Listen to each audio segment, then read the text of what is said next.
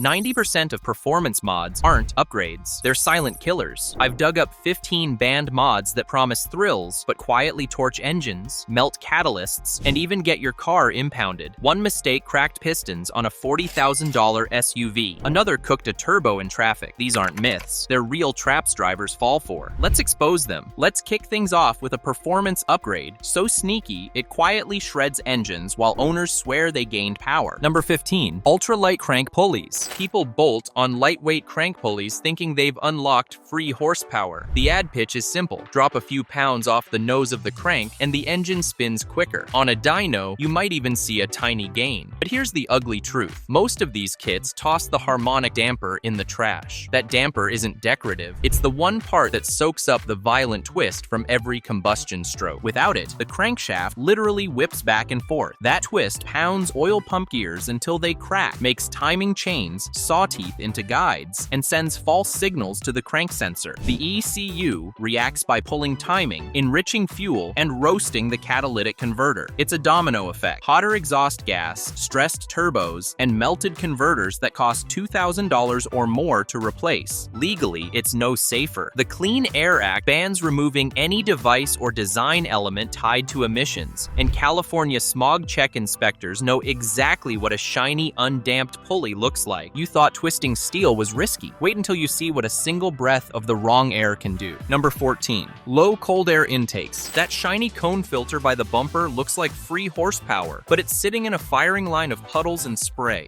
One gulp of water through that tube, and the engine hydrolocks instantly. Pistons stop, rods bend into bananas, and bearings scuff in a single second. Shops tear down motors with shattered guts from nothing more than a shallow splash. Even when it doesn't drown, the airflow path confuses the mass airflow sensor. Fuel trims swing lean, combustion runs hotter, and knock protection jumps in too late. On turbo direct injection engines, that lean spike can look like low-speed pre-ignition. Cracked ring lands long before you hear ping. Codes like P0101 and P0171 pop up after rain, telling the story. Legally, it's no safer. The Clean Air Act treats unapproved intakes as tampering, and California smog inspectors check for executive order labels. No label, no pass. Across Europe, Australia, and Canada, the same rules apply. A louder whoosh isn't worth a $7,000 engine bill. Number 13. Budget turbo kits. Slap-on turbo kits look tempting. Cheap boost, instant power, and no tune required. Reality is brutal. Modern engines are calibrated as a package. Airflow, injectors, fuel pumps, spark, knock control, and catalysts all tied together. Add 5 to 8 pounds of boost with no recalibration, and that system unravels fast. Fueling hits the wall first. Stock injectors can't hit the safe 11.5 to 1 ratio under boost, so mixtures lean, cylinders run hotter, and knock starts pounding pistons. On direct injected 4s, that's low-speed pre-ignition, random explosions that crack ring lands in a heartbeat. Add overspun turbos, exhaust gas temperatures pushing 1,700 degrees Fahrenheit, and coked bearings, and you're staring at a seized snail. The collateral damage is worse. Lean pulls torch catalysts, collapse ceramic bricks, and send debris into the turbine, sandblasting blades. Diagnostics tell the story. P0171 lean codes, P0420 catalyst failures, trims pegged after tip-in. Inspectors catch it because monitors won't set, and smog stations check for missing executive order labels. That $700 kit often becomes a $9,000 short block and a $2,400 converter. You'd expect a turbo to kill pistons, not a spacer the size of your finger, but that's exactly why this next mod is banned. Number 12. Oxygen sensor spacers. That little hollow tube in the exhaust bung might look harmless, but it is a defeat device in disguise. Oxygen sensor spacers, sold as defoulers or MIL eliminators, are designed to trick the computer into believing a tired or gutted catalytic converter is still healthy. All it does is buy a fake green checkmark while the brick cooks itself toward meltdown. Here's the danger. The rear sensor is the ECU's window into catalyst oxygen storage. Space it out and you flatten the signal so the computer delays the rich mixture it normally uses to cool the converter. Exhaust gas temperatures climb past 1,300 degrees Fahrenheit on a naturally aspirated pull and hundreds higher on turbo cars. Push it long enough and the ceramic honeycomb slumps, plugs flow, and sends shards into a turbine turbine like a sandblaster. Legally, it is a brick wall. The Clean Air Act calls this tampering, California's smog check fails it on site, and even New York OBD programs flag it. Save your wallet, replace the converter, don't fake it. Before we move on, make sure you're subscribed. These banned mods are still out there, and the next victim could be you, unless you know the traps before your wallet explodes. Number 11. PCV deletes and breathers. Pop the hood and swap your sealed PCV system for a shiny breather, and you've just turned your engine into a pressure cooker. Crankcase vacuum vanishes, seals balloon, and the rear main can dump quarts of oil in one trip. Shops see it constantly. GM even issued bulletins about frozen PCV valves blasting seals wide open. It gets uglier inside. Unmetered air sneaks past the mass air sensor. The ECU chases false lean readings, trims swing, and cats overheat from rich overcorrection. Add oil mist venting wherever it pleases, and you've lowered octane right when knock control is fighting for its life. Direct injected engines can jump from light ping to full-on LSPI detonation in a single ugly event. Legally, it's not even a question. The Clean Air Act defines PCV as an emissions device, and deleting it is tampering. EPA enforcement bulletins call that a defeat device. California smog stations fail the visual instantly, and other states follow the same rulebook. Want clean valves? Get a CARB-approved air oil separator, keep it sealed, and save yourself a 4-figure rear main bill. Oil leaks are messy, but the next upgrade is pure comedy until it quietly melts valves and converters. Number 10. Electric supercharger fans. That buzzing 12-volt fan in a plastic tube is not instant boost. It is a defeat device with a death wish. Real electric compressors, like Audi's SQ7 unit, draw 7 kilowatts on a 48-volt rail and spin to 70,000 revolutions per minute. Your budget gadget, sipping a few amps, can't move meaningful air, but it can absolutely scramble sensors and cook parts. Mass airflow sensors expect smooth flow. Add a spinning toy upstream, and the computer suddenly believes there's less or more air than reality. Fuel trims chase the error, mixtures swing lean, and exhaust gas temperatures climb past 1,300 degrees Fahrenheit on a naturally aspirated engine aspirated pull, hundreds hotter on turbo engines. That's how valves pit, ring lands crack, and cats slump into molten bricks. Legally, it's black and white. The Clean Air Act bans tampering, EPA fines climb into millions, and California fails anything without a CARB executive order. Other regions follow suit. Save yourself the inspection fail and the 4-figure repair bill. Ditch the gimmick fan and stick with proven, emissions-legal power upgrades. Number 9. EGR delete kits. Pop the hood on a car with an EGR delete, and you're looking at a heat trap disguised as a performance upgrade. That blanking plate might keep soot out of the intake, but it also yanks away the one tool the ECU uses to cool combustion and suppress knock. With exhaust gas recirculation gone, cylinder temperatures climb,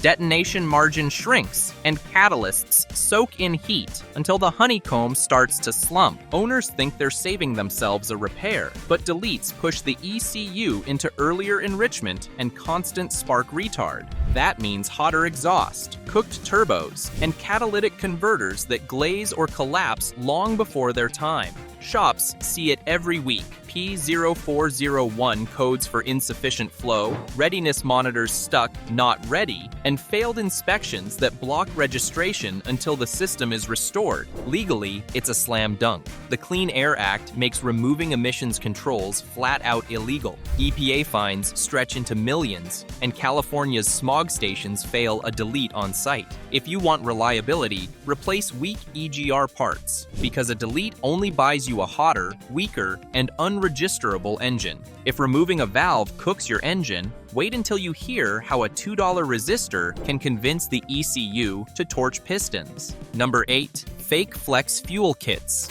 Tell the ECU a lie about ethanol content, and it will happily torch your engine trying to follow it. Those fixed resistor E85 kits pretend every tank is high ethanol, so the computer dumps timing and boost for octane that may not exist. On real gas, you end up rich enough to wash oil off the rings. On real ethanol, you go dangerously lean and light the pistons on fire. The numbers prove the risk. Gasoline burns stoichiometric at 14.7 to 1, while E85 demands about 9.7 to 1.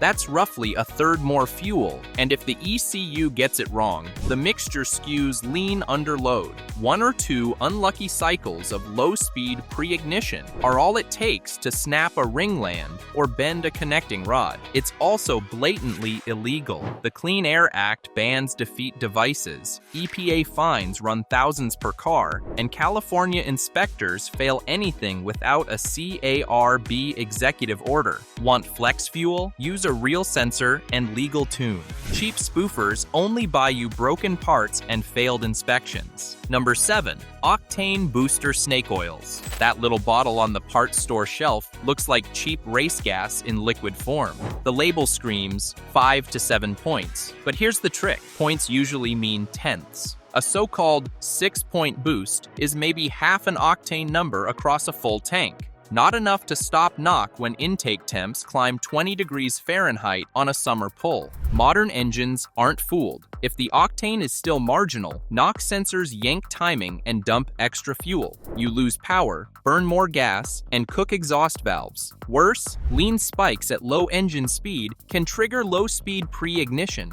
the super knock that grenades ring lands in a single highway merge. The chemistry adds insult. Metallic additives like manganese and ferrocene leave red crust on spark plugs, drive misfires, and poison catalytic converters. Technicians know the pattern. Rear oxygen sensors mimic the front. Codes P0420 or P0430 appear, and the bill includes a $1,000 carb-listed converter plus fresh sensors. The simple fix is to skip the snake oil. If your tune needs more octane, buy real premium or run a legal ethanol blend. Your wallet and engine will thank you. If snake oil can poison an engine, the next trick sets the whole exhaust system up to choke and burn from the inside out. Number 6. Diesel particulate filter deletes. Rip the filter out of a modern diesel, and you don't just free up the pipe, you torch the system it was designed around. That brick isn't dead weight, it's part of the fueling, boost, and temperature strategy. Delete it, and the engine starts living with heat and soot where it was never meant to.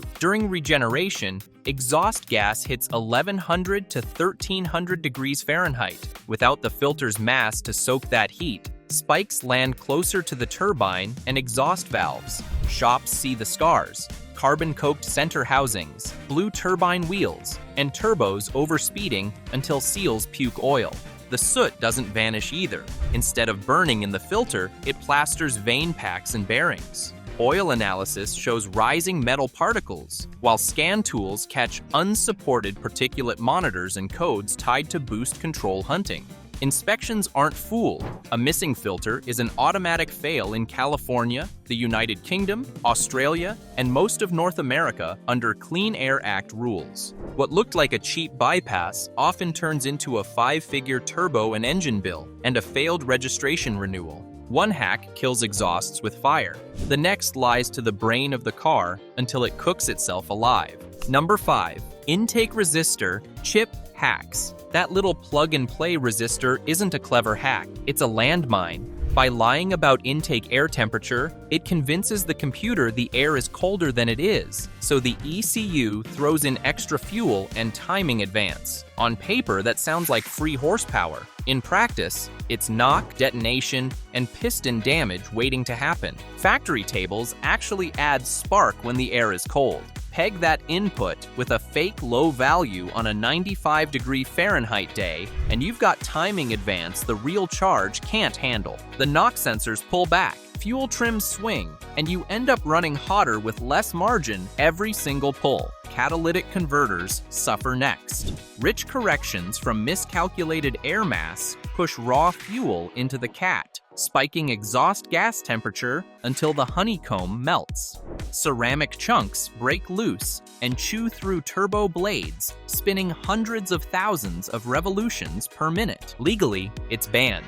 Under the Clean Air Act, spoofers are classified as defeat devices. Fail one inspection with a stuck low intake reading and the car isn't just unsafe, it's unsellable. Number 4. Thermostat delete disasters. Drop in a colder thermostat or yank it out entirely, and you've just sabotaged the system that keeps fuel, spark, oil, and emissions working in balance. The thermostat isn't just a gate, it's the metronome of the entire powertrain. Remove it, and the ECU is stuck in warm-up mode forever. That means richer fueling, late oxygen sensor feedback, and a catalyst that never lights off properly. A healthy converter needs about 650 degrees Fahrenheit to function. Stay cold too long, and hydrocarbons and carbon monoxide slip right through. Oil dilution rises, cylinder walls wash down, and blow-by turns into the mystery oil consumption owners blame on rings. The data is brutal. One study found thermostat removal spiked fuel use by 41%. Shops see P0128 coolant temperature codes, incomplete catalyst monitors, and cats that crumble after too many rich cold runs. Replacing one converter can run $2,000.